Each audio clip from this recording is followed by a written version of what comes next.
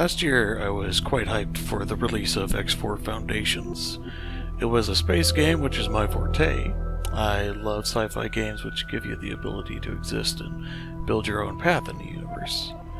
Unfortunately, the game was quite a buggy mess on launch, with an awful lot of crashes, glitches, and frustrating things like that. But the developers have been working tirelessly to patch it and fix it over the past year, while adding more content to the mix. Now, I have played the game before, so this will be a bit of a re-review of a game I played last year. A lot of games don't get a second look, and I feel it's good to give them that second look if improvements have been made. I started the game up again from fresh, hoping for improvements since launch, since my space imperialism crave came up, and I wasn't quite in the mood for Stellaris or Eve heroin. So I landed on X4. But to start off, what is X4 Foundations?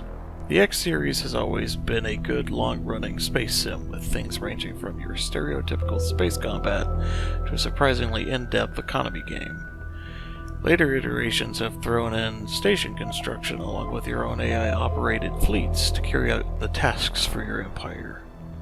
The games are mainly sandbox-based over story.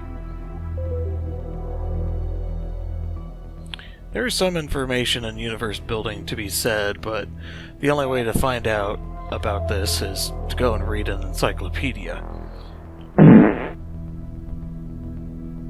Otherwise, the game is more focused on you doing your own thing as a spacefarer or empire builder if you're like me. X4 has added a lot of content compared to X3. They added in a better station building system, new ship designs, a faction system, along with a bit of an economic overhaul. You're able to build stations with ease, given you save up for the blueprints and station parts. I personally like starting off with doing missions, then buy a mining ship with an AI captain for a bit of passive income. Then eventually, once I save up enough, I might build a refining station and selling goods from it. Sure, you can do combat, but it feels like I'm just trying to beat a wall with my fists in terms of enemy HP sometimes.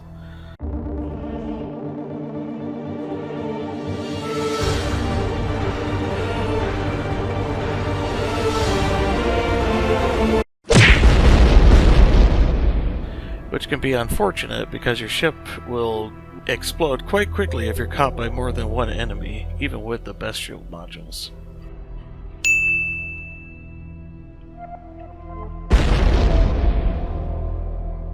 Exploration is a bit lackluster. You can find lockboxes randomly out in space, but there's a predetermined map which a lot can happen on, but the world stays the same, mainly for each playthrough.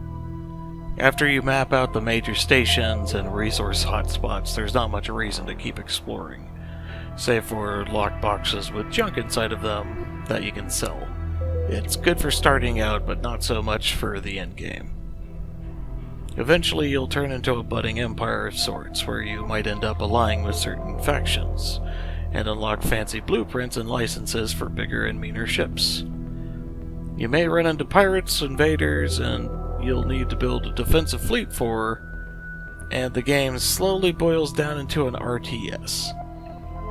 Except you're a tiny commander on the ship, and if that ship blows up, well, game over. And back to our initial question, how's the game doing a year later? Frankly, I haven't had a single crash yet, which is amazing. I feel like the devs have patched this game to a stable point, and they're going to keep adding onto it, with an expansion coming in Q1 2020. There are still some graphical glitches, like say some textures decided to spaz out on my screen, but a quick save and restart fixed it, thankfully. This game has mixed reviews because of its rough start, and most games don't get lucky for a second review, but I humbly feel like this game has redeemed itself from its rough start. If you enjoy starting from a single ship and growing into an empire, this might be the game for you. One of my favorite things to do is kick back and watch ships take off at one of my busier stations. It's a surprisingly satisfying feeling to know that you've come this far in this game.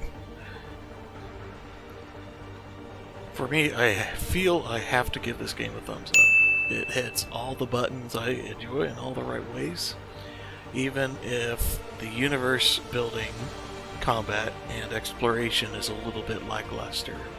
I still humbly recommend it if you enjoy a good offline space sim, or if you're, well, an ex-Evo Mind addict like myself looking to get out of that terrible, terrible drug.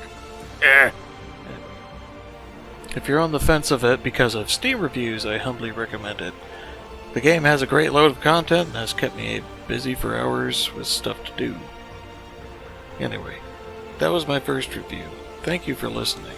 I'm new at this and want to try and learn. If you liked it, feel free to leave me a like. If you disliked it, feel free to leave me a dislike and maybe some feedback if you feel like it. I'm just starting off and I'm open to criticism. And I hope you all have an excellent day. This is Mr. Bevels, and I'll see you next time.